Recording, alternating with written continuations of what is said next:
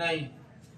राष्ट्रपति जो प्रावधान है अनुच्छेद 52 में, किसमें? 52 के अनुच्छेद में राष्ट्रपति का प्रावधान है। और राष्ट्रपति चूंकि हमारे यहाँ संसदात्मक व्यवस्था है। कैसी व्यवस्था है? संसदात्मक व्यवस्था हमारे यहाँ। संसदीय प्रणाली हम इंग्लैंड से लिए, संसदीय प्रणाली हमारे पास है और इसमें वास्तविक प्रमुख जो है अलग होता है, वास्तविक प्रमुख अलग होता है और संवैधानिक प्रमुख अलग होता है। वास्तविक प्रमुख अपने यहाँ प्रधानमंत्री या मंत्रिपरिषद होता है, प्रधानमंत्री होता है, और जो वैधानिक प्रमुख होता है वो राष्ट्रपति। कौन है? राष्ट्रपति। ये मुखौटा। तो हम अपने यहाँ संसदीय व्यवस्था अपनाए और जिसमें वास्तविक प्रमुख अलग और संवैधानिक प्रमुख अलग, ठीक है। तो उसी में हमने वास्तविक प्रमुख के बारे में पढ़ चुका, प्रधानमंत्री के बारे में पढ़ चुका। नहीं हो रहा है, चालू करें। तो अपने यहाँ जो संसदात्मक व्यवस्था हमने अपनाया उसमें वास्तविक प्रमुख अलग होते हैं और जो है वैधानिक प्रमुख अलग होते हैं। वास्तविक प्रमुख जो है प्रधानमंत्री होता है संसदीय व्यवस्था में, और संवैधानिक या प्रतीकात्मक प्रमुख जो है कौन होता है? राष्ट्रपति होता है। उसी में हमने कल भी राष्ट्रपति के बारे में पढ़ाया और राष्ट्रपति का प्रावधान अनुच्छेद कितने में है? 52 में है और भाग 5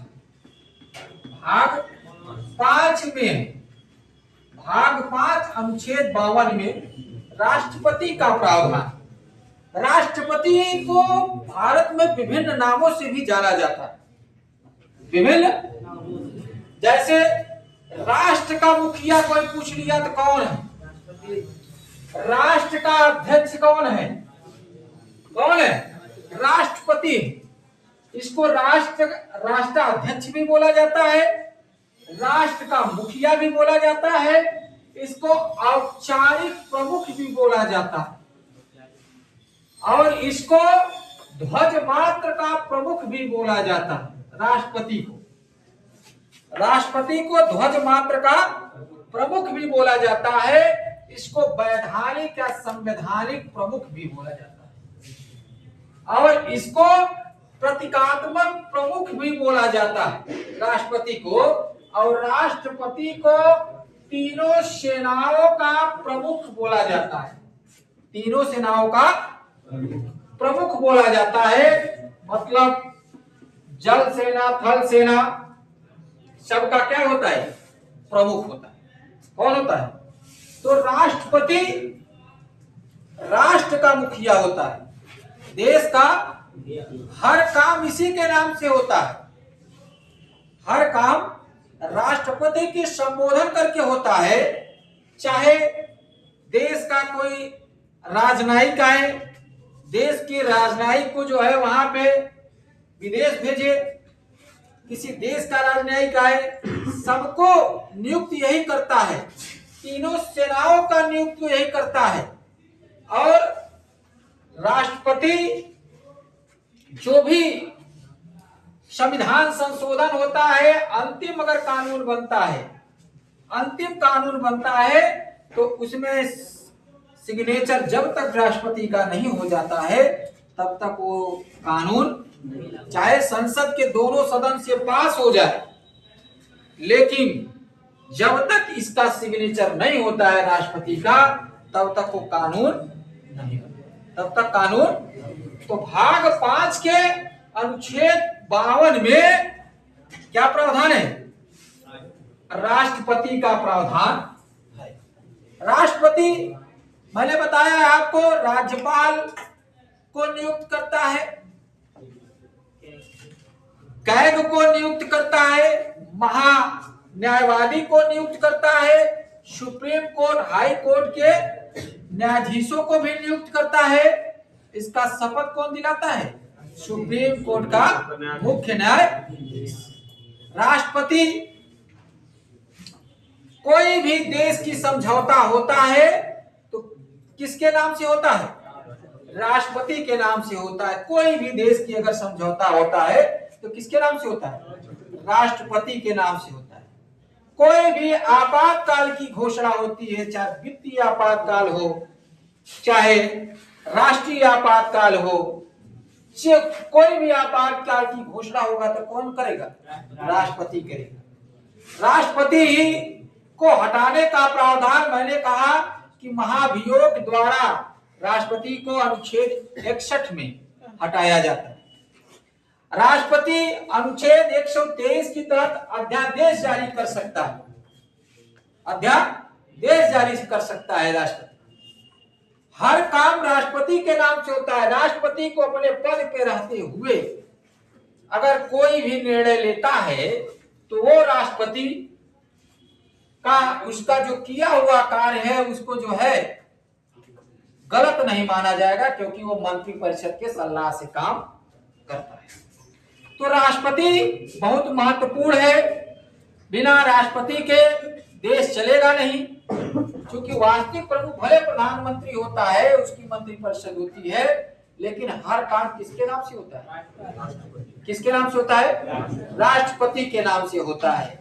तीनों सेनाओं का प्रमुख भी है, संवैधानिक प्रमुख भी है, वैधानिक प्रमुख भी है, औपचारिक प्रमुख भी है, ध्वजमात्र का प्रमुख है, राष्ट्र का मुखिया है, राष्ट्राध्यक्ष। लिख लिए? राष्ट्राध्यक्ष। तो ये पूरा लिख लिया कि नहीं? राष्ट्रपति के विभिन्न नामों से देश में जाना जाता है। कोई क्लियर हुआ? तो अब राष्ट्रपति के बारे में लिखना क्या करो? चालू करो। करें? चल मिटा दे रहे हैं इसको, ठीक है? आगे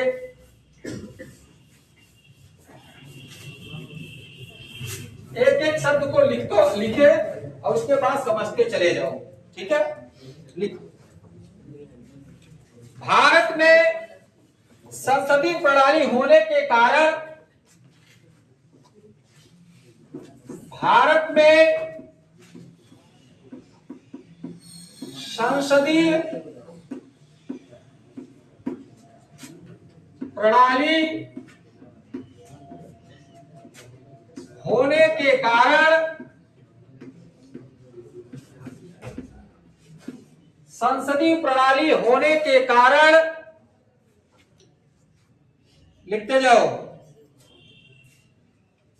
देश के दो प्रधान होते हैं।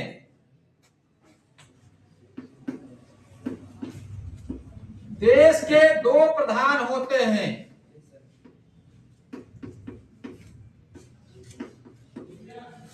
पहला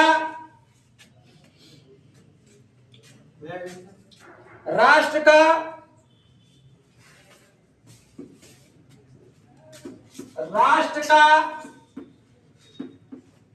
वैधानिक प्रमुख,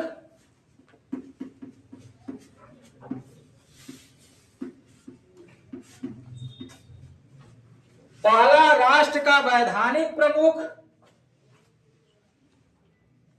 राष्ट्रपति होता है।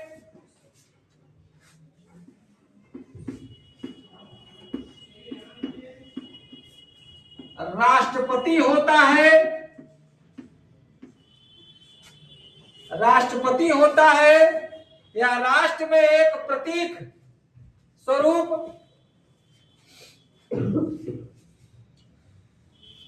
यह राष्ट्र में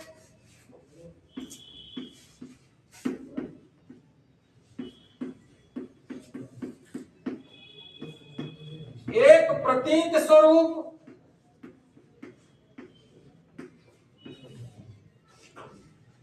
या प्रतीकात्मक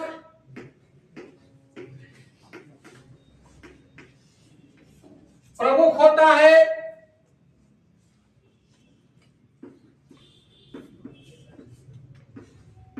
प्रमुख होता है प्रतीकात्मक प्रमुख होता है। सैद्धांतिक रूप में संपूर्ण शक्तियां इसी में निहित होती है। सैद्धांतिक रूप में समस्त शक्तियां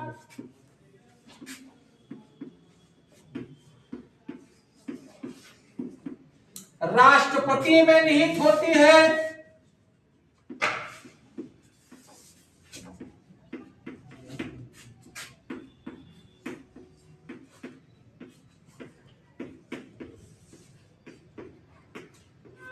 राष्ट्रपति में निहित होती है, लेकिन व्यवहारिक रूप से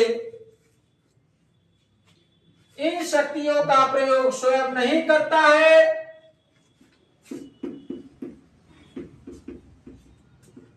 लेकिन व्यवहारिक रूप से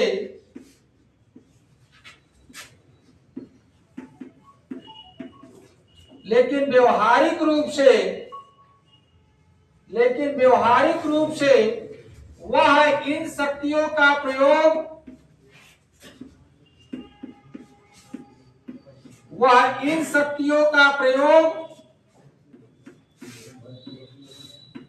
स्वयं नहीं करता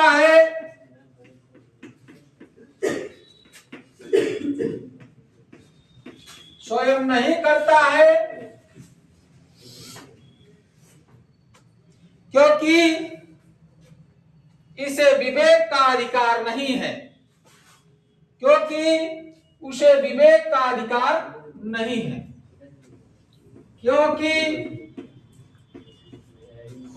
उसे विवेक का अधिकार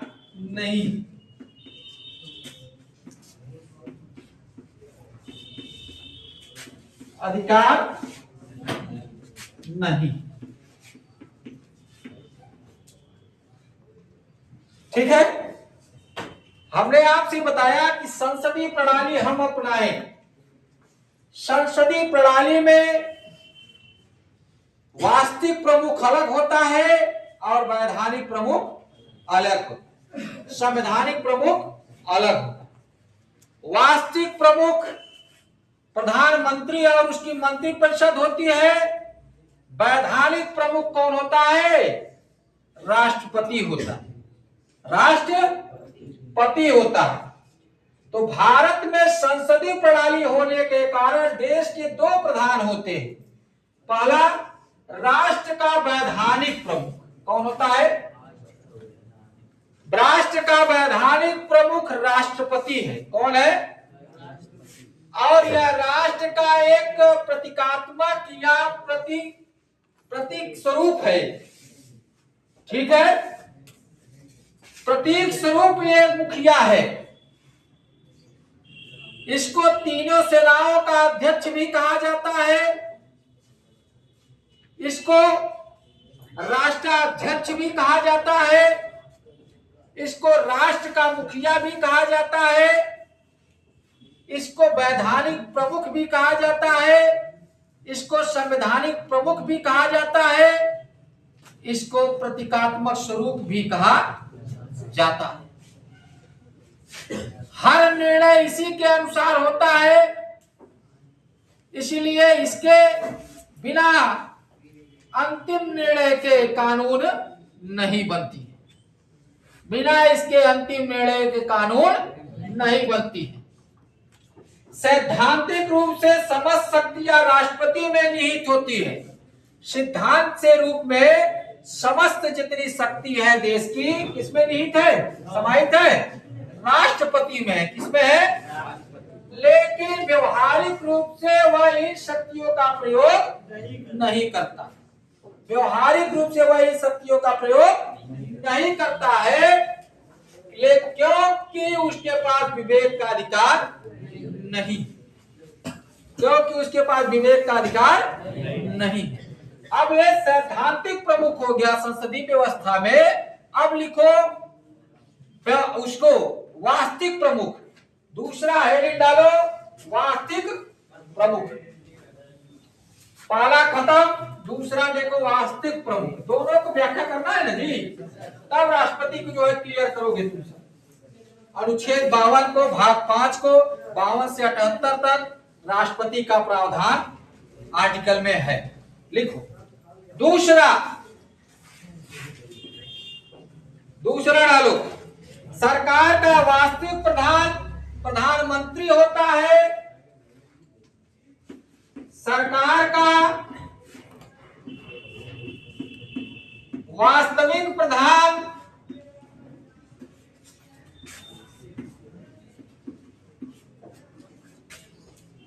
प्रधानमंत्री होता है।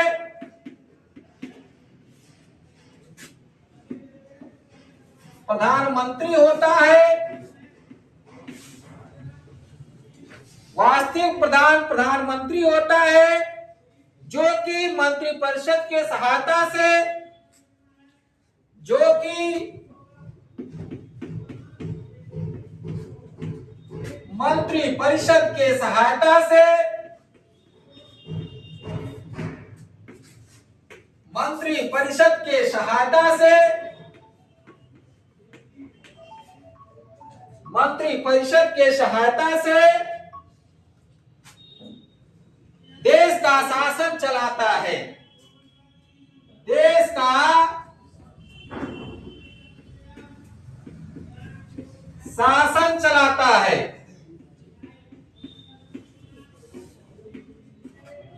मंत्रिपरिषद के सहायता से देश का शासन चलाता है। वास्तविक सत्ता मंत्रिपरिषद में निहित होती है। वास्तविक सत्ता मंत्रिपरिषद में निहित होती है।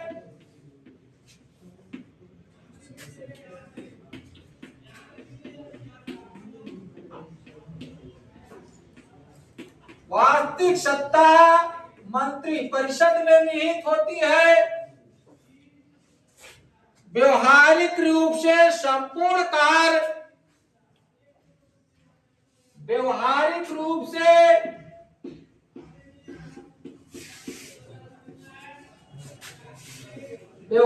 रूप से संपूर्ण कार्य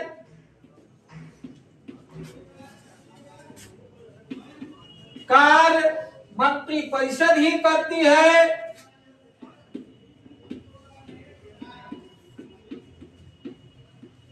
मंत्रिपरिषद ही करती है।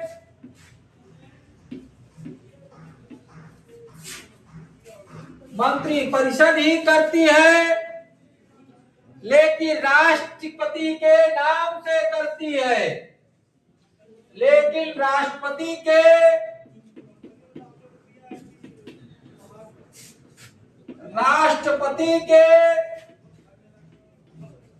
नाम से ही करती है।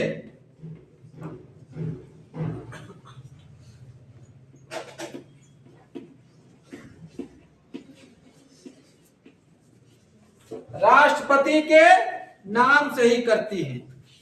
कोई दिक्कत यहां तक किसी को समझने में? कोई दिक्कत है? मैंने कहा संसदीय व्यवस्था में वास्तविक प्रमुख अलग और वैधानिक प्रमुख अलग। वास्तविक प्रमुख को, मुखिया को जो कि क्या कहा जाता है? सरकार वास्तविक रूप से कौन चलाता है? सरकार कौन चलाता है? उसकी सहायता के कौन करता है? प्रधानमंत्री का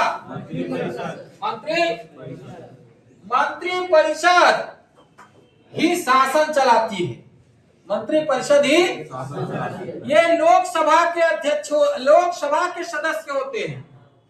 लोकसभा के सदस्य होते हैं। लोकसभा में सबसे अधिकतम सीटों की संख्या 552 है, जो कि वास्तविक रूप से जो है 530 विभिन्न राज्यों से आते हैं और 13 ऐसे हैं जो केंद्र शासित प्रदेशों से। अनुच्छेद 331 के तहत 2 एंग्लो इंडियन नियुक्त करने का अधिकार राष्ट्रपति को है। लेकिन 104वां संविधान संशोधन 2019 के द्वारा अब यह अधिकार राष्ट्रपति को हटा दिया गया है। इसलिए वर्तमान में लोकसभा के सदस्यों की संख्या 543 है। और पहले जो केंद्र शासित प्रदेश से आते थे 20, अब कितने आ रहे हैं? 13 आ रहे हैं। कितने आ रहे हैं? 13 आ रहे हैं। उस 543 सदस्यों में जो वो संसद का ही सदस्य होता है, उसमें से एक मुखिया चुन लिया जाता है। लोकसभा के सदस्यों में प्रधानमंत्री को देश का वास्तविक शासन किसके हाथ में रहता है? प्रधानमंत्री का। लेकिन जो भी निर्णय लेगा राष्ट्रपति के संबोधन करके लेगा। उसकी सहायता के लिए मंत्रिपरिषद की गठन होगी और मंत्रिपरिषद वास्तविक रूप से देश का शासन चलाएगा। और लेकिन संपूर्ण व्यवहारिक रूप से भले संपूर्ण कार्य वो करे, लेकिन राष्ट्रपति के किसके नाम से करता है? पूछ लेगा। वास्तविक रूप से सत्ता किस पर निहित है? मंत्रिपरिषद में। किसमें है? मंत्री परिषद में। वास्तविक रूप से राष्ट्रपति में नहीं है। वास्तविक रूप से सत्ता किसमें निहित है? मंत्री परिषद का मुखिया कौन है? प्रधान। वास्तविक सरकार कौन चलाता है? किसके सहायता से? कोई दिक्कत है? मंत्री परिषद के सहायता से प्रधानमंत्री वास्तविक देश का क्या करता है? शासन चलाता है। लेकिन संबोधन किसको करता है? राष्ट्रपति को। इतना क्लियर हो गया? ठीक है, अगला लिखो। अगला लिखो।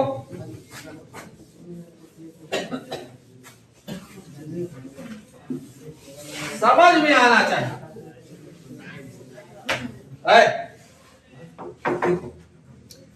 राष्ट्रपति की स्थिति लिखो। संविधान निर्मात्री सभा लिखो। राष्ट्रपति की स्थिति को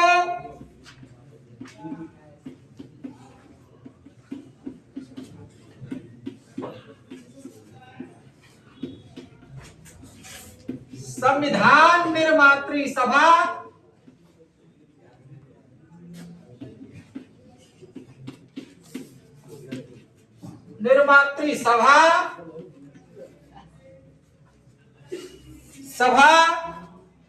में स्पष्ट करते हुए डॉक्टर भीमराव अंबेडकर ने लिखे। में स्पष्ट करते हुए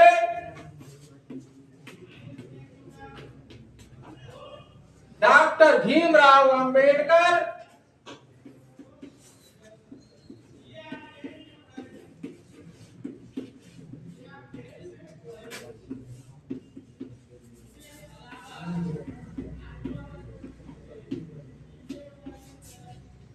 ने कहा।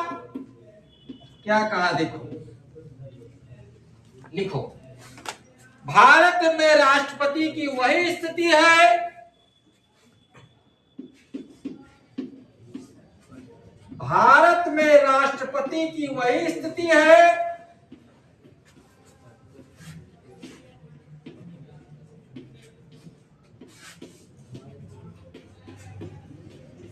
भारत में राष्ट्रपति की वही स्थिति है जो इंग्लैंड के सम्राट में है। सम्राट का है जो इंग्लैंड के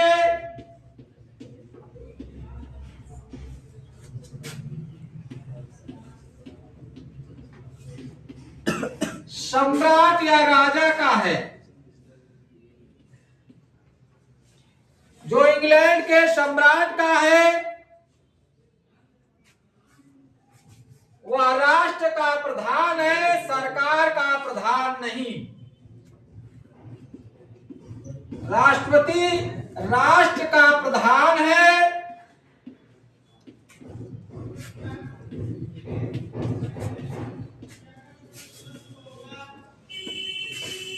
सरकार का प्रधान नहीं।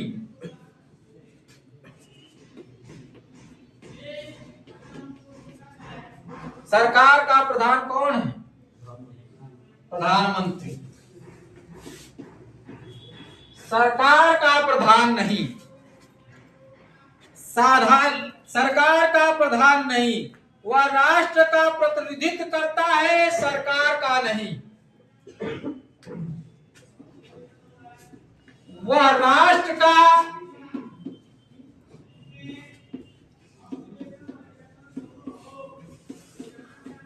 प्रतिनिधित्व करता है,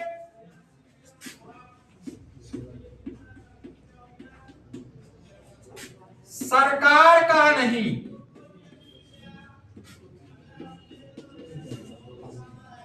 इसको बंद कर दो। साधारणतः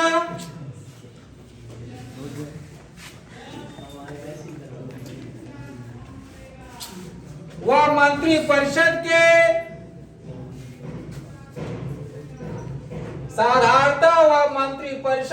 सलाह मानने के लिए बाध्य है।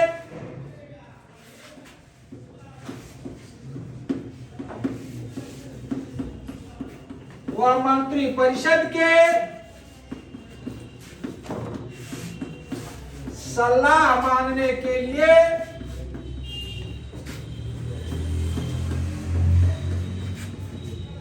बाध्य है। वह मंत्री परिषद के सलाह मानने के लिए बाध्य है।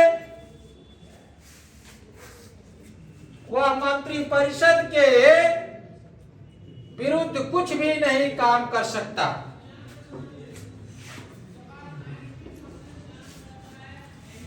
वह मंत्री परिषद के विरुद्ध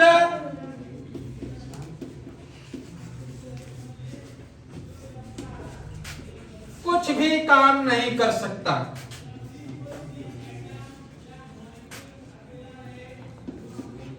कुछ भी काम नहीं कर सकता।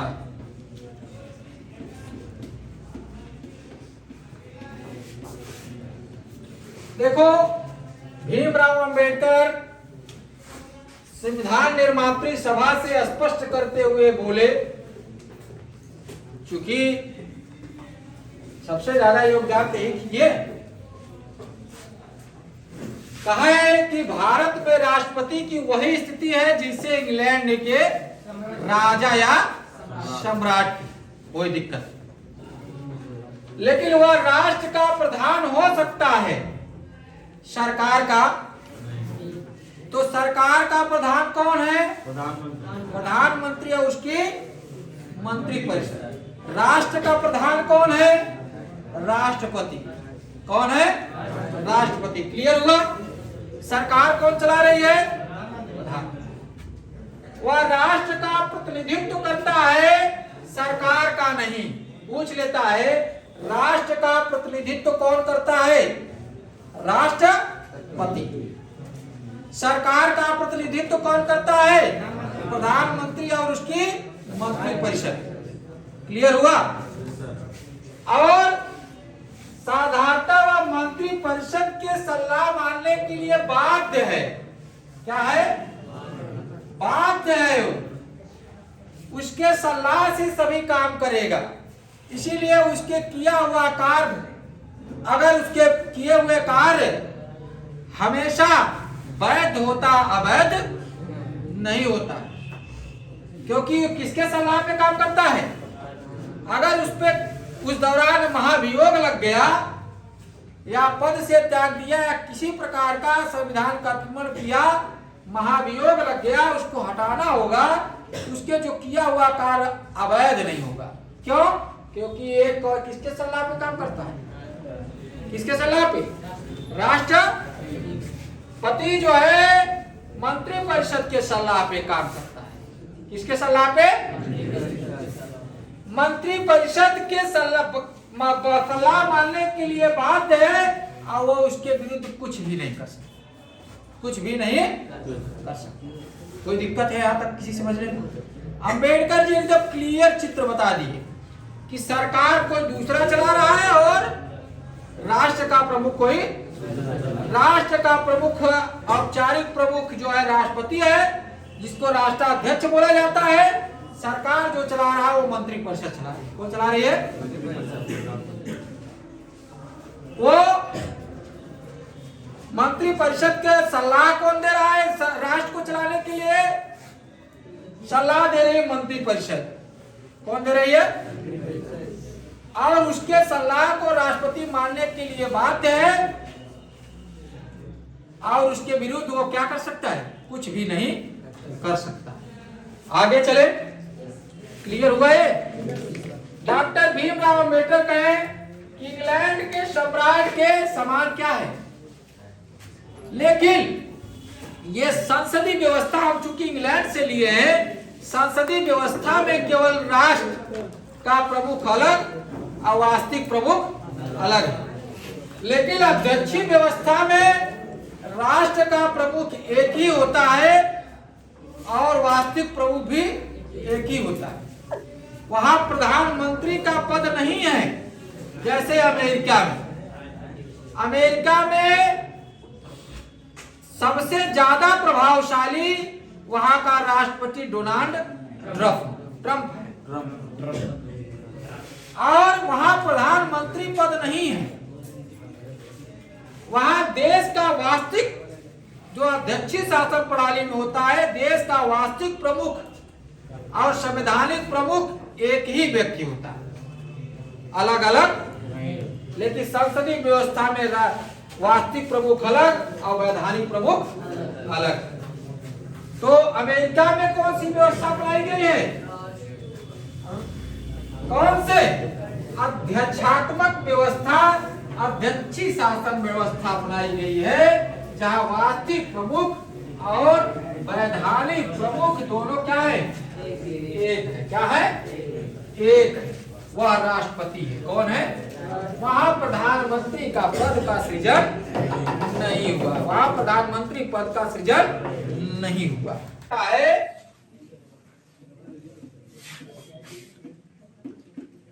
राष्ट्रपति के बारे में कहा जाता है,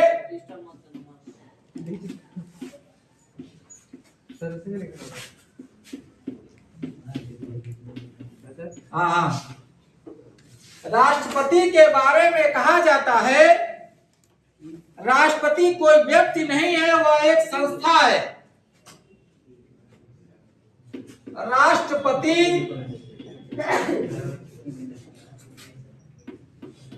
कोई व्यक्ति नहीं है, बल्कि वह संस्था है, बल्कि वह एक संस्था है।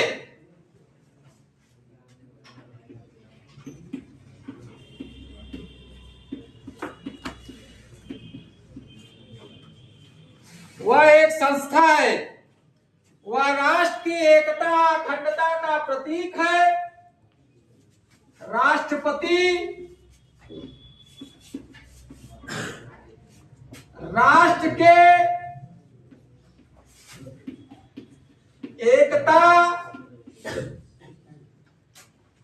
और अखंडता का प्रतीक है।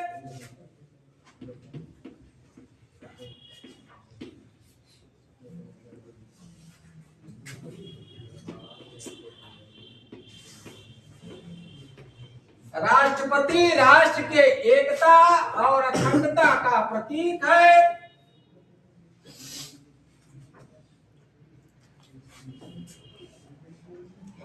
कार्यपालिका संबंधी समस्त शक्तियां इसी में निहित है।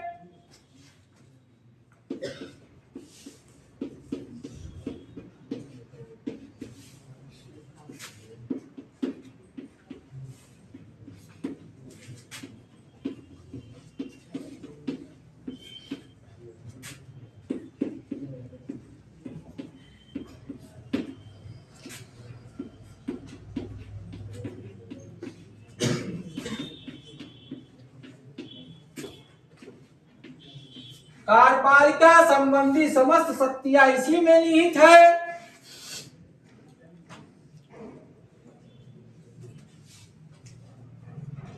वह राष्ट्रीय ही नहीं, अंतर्राष्ट्रीय स्तर पर देश का प्रतिनिधित्व करता है। वह राष्ट्रीय ही नहीं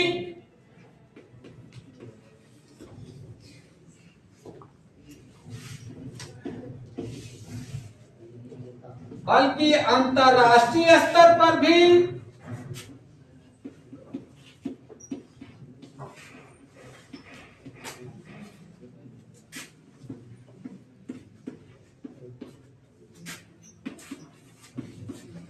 देश का प्रतिनिधित्व करता है।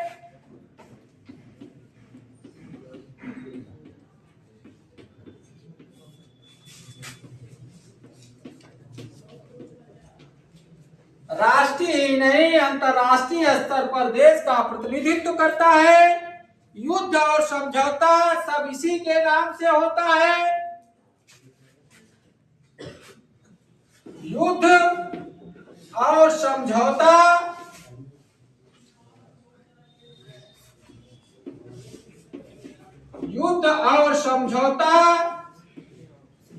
सब इसी के नाम से होता है। सभी राष्ट्रपति के नाम से होता है।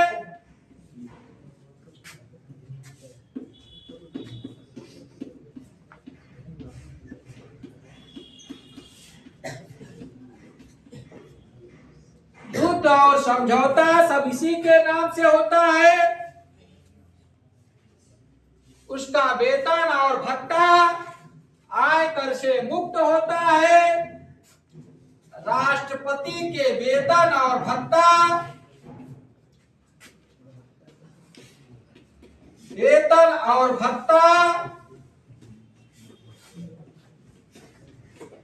आयकर से इनकम टैक्स से मुक्त होता है।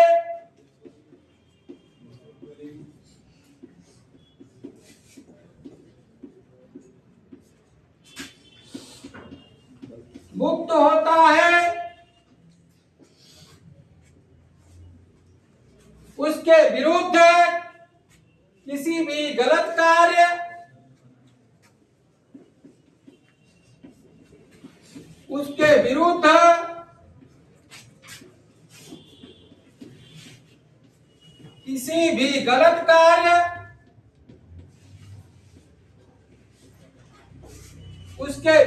किसी भी गलत कार्य के लिए भारत सरकार पर मुकदमा चलाया जाता है।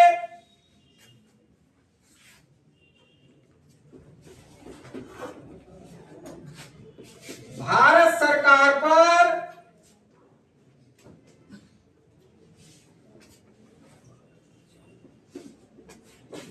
मुकदमा चलाया जाता है। भारत सरकार पर मुकदमा चलाया जाता है व्यक्तिगत गलती के लिए, लिखे, लेकिन राष्ट्रपति के नाम पर नहीं। लिखो यहां पे, लेकिन राष्ट्रपति के नाम पर नहीं।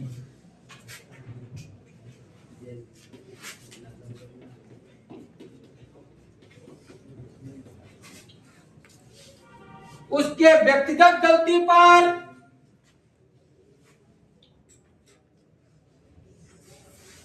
उसके व्यक्तिगत गलती पर 2 माह पूर्व उसको नोटिस दिया जा सकता है। उसके व्यक्तिगत गलती पर उसके व्यक्तिगत गलती पर 2 माह पूर्व उसको नोटिस दिया जा सकता है। अब इसको समझ लो। मैंने कहा कि राष्ट्रपति एक संस्था है। क्या है?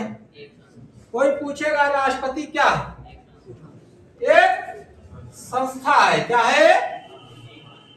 राष्ट्रपति एक संस्था पर बैठा हुआ एक व्यक्ति। क्या है? जैसे द्रौपदी मुर्मू को अगर जो संस्था में बैठी है उसको हटा दिया जाए तो साधारण व्यक्ति बन जाएगी कि नहीं? तो राष्ट्रपति कोई व्यक्ति नहीं है, हमको भी राष्ट्रपति बनाया जा सकता है, तुमको भी यहाँ बैठे हुए किसी व्यक्ति को राष्ट्रपति बनाया जा सकता है, क्योंकि राष्ट्रपति क्या है? एक संस्था है। राष्ट्रपति एक एकता अखंडता का प्रतीक है। जितने भी राष्ट्रीय और अंतरराष्ट्रीय देश के अंदर और देश के बाहर जो भी निर्णय लिया जाएगा वो किसके नाम से लिया जाएगा? अगर किसी प्रकार का युद्ध हुआ तो किसको संबोधित करके होगा? राष्ट्रपति को। किसको? और किसी प्रकार की अगर विदेशों से समझौता हुआ तो किसको संबोधित करके किया जाएगा? युद्ध और समझौता राष्ट्रपति को संबोधित करके किया जाता है। साथ साथ में उसका जो वेतन है इनकम टैक्स से मुक्त होता है। 5 लाख रुपया प्रति माह उसको वेतन मिलता है। और राष्ट्रपति अगर सेवानिवृत्त हो जाता है, सेवा से मुक्त हो जाता है, तो 9 लाख रुपया उसको वार्षिक पेंशन मिलता है। क्या मिलता है? पेंशन। 5 लाख रुपया मतलब 60 लाख सालाना जो मिलता है, जो राष्ट्रपति दिल्ली के संसद भवन में बैठता है। लुटियन टूट के डिजाइन किए थे, वास्तुकार थे। पहले वायसराय बैठता था, अब कौन बैठता है? तो पहले का वायसराय अब क्या कौन है? राष्ट्रपति है। जहां पहले वायसराय ब्रिटिश शासनकाल में बैठता था, अब वहां कौन बैठता है? राष्ट्रपति बैठता है। दिल्ली में कहां बैठता है? या और अगर कोई भी गलती हुआ तो राष्ट्रपति, क्योंकि अगर हम राष्ट्रपति के पद पर बैठे हैं, अगर हमसे किसी प्रकार की गलती हुआ तो मेरे ऊपर मुकदमा नहीं चलाया जाएगा। किसके? क्योंकि ये संस्था है। क्या है? या भारत सरकार का आदमी है, इसलिए किसके विरुद्ध मुकदमा चलाया जाएगा? भारत सरकार के विरुद्ध मुकदमा चलाया जाएगा। किसके विरुद्ध में? क्योंकि यह संस्था किसकी है? भारत सरकार की। किसकी है? भारत सरकार की संस्था है, इसलिए भारत सरकार के विरुद्ध क्या चलाया जाएगा? मुकदमा चलाए जाएगा। ठीक है। अगर कोई व्यक्तिगत गलती करता है राष्ट्रपति, तो राष्ट्रपति को 2 माह पूर्व उसको क्या कर दिया जाता है? नोटिस दिया जाता है। क्या दिया जाता है? नोटिस दिया जाता है। यहां तक समझ के देश की एकता और अखंडता कौन बनाए रखता है? अगर विदेश और देशों में समझौता होता है, राष्ट्रीय व अंतरराष्ट्रीय स्तर पर समझौता होता है, तो कौन लेता है? किसके नाम से लेता है? राष्ट्रपति के नाम से होता है। किसके नाम से? अगर राष्ट्रपति को अगर कोई गलती करता है तो उसके विरुद्ध मुकदमा चलाया जाएगा कि भारत सरकार के विरुद्ध? भारत सरकार के। राष्ट्रपति को जो 5 लाख रुपया प्रति माह वेतन मिलता है वो आय कर से मुक्त होता है या आय कर से युक्त होता है? मुक्त होता है। No income tax. और जो अगर वो व्यक्तिगत गलती कर देता है तो उसको 2 माह पूर्व क्या दिया जाता है? तो पूछ लिया कि राष्ट्रपति व्यक्ति है कि संस्था? क्या है? संस्था। आगे लिखो। चलो मिटाएं। इतना क्लियर हो गया?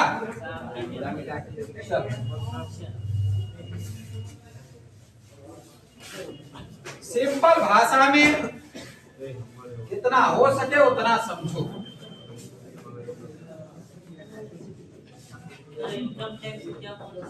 इनकम टैक्स से मुक्त बताएंगे। इनकम टैक्स वो होता है कि जो प्रत्यक्ष कर होता है, जो व्यक्ति के आय पर लगती है। क्या लगती है? व्यक्ति के आय पर लगती है। वो अभी 12,75,000 रुपया तक इनकम टैक्स मुक्त है सरकारी कर्मचारियों पे, जो एक तरफ से प्रत्यक्ष कर है। क्या है? प्रत्यक्ष कर है। देश का शासन प्रशासन चलाने के लिए सरकार टैक्स लगाती है और यह सरकार की आय है, वह टैक्स होता है। है। वो टैक्स होता है दो प्रकार का, इनकम टैक्स जो प्रत्यक्ष कर होता है और अप्रत्यक्ष कर होता है। प्रत्यक्ष कर कराघात और करापात केवल एक ही व्यक्ति हो, शिफ्टिंग नहीं हो सकता, उसको परिवर्तन नहीं किया जा सकता है, जिससे जैसे हम सबका जो है वेतन प्रत्यक्ष कर में आएगा।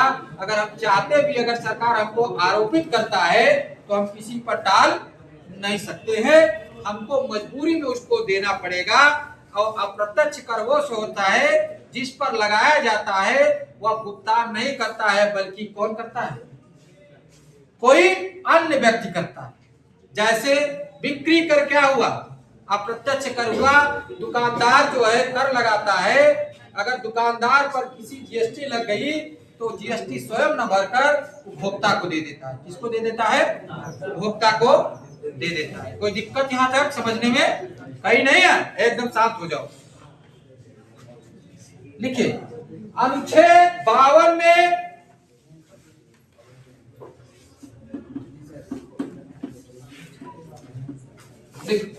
अनुच्छेद 52 भारत का बताता है भारत का एक राष्ट्रपति होगा।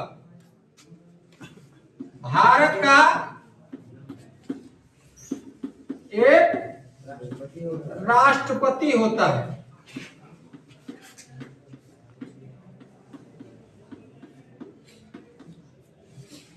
अनुच्छेद 52 बताता है राष्ट्रपति के बारे में।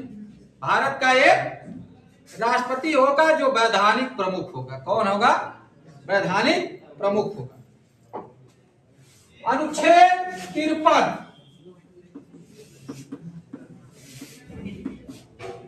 लिखो, कार्यपालिका संबंधी, संघ कार्यपालिका संबंधी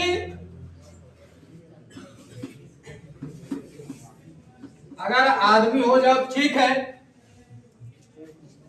संघ कार्यपालिका संबंधी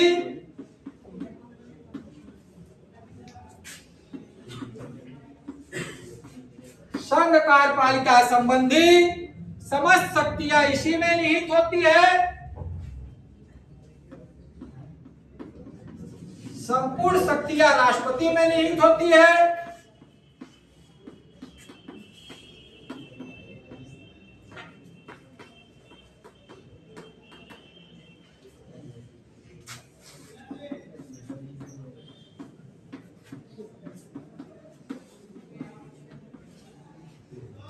राष्ट्रपति में निहित होती है, जिसका प्रयोग वह संविधान के अनुसार करता है।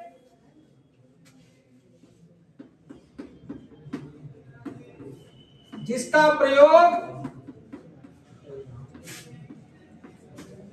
वह संविधान के अनुसार कार्य करता है।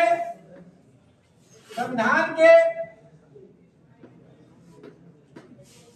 अनुसार करता है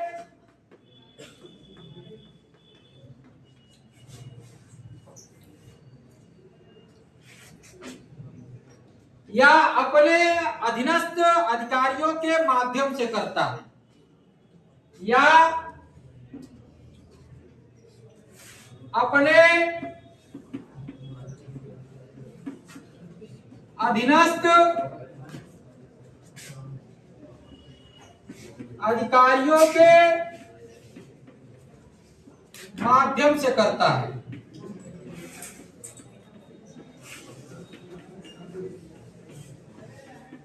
जब इतना लिखाने के बाद अगर तुम सब वही टाइप के हो, जाहिर टाइप के, तो क्या कहा जा सकता है? नहीं लिखोगे क्या कहा जा सकता है?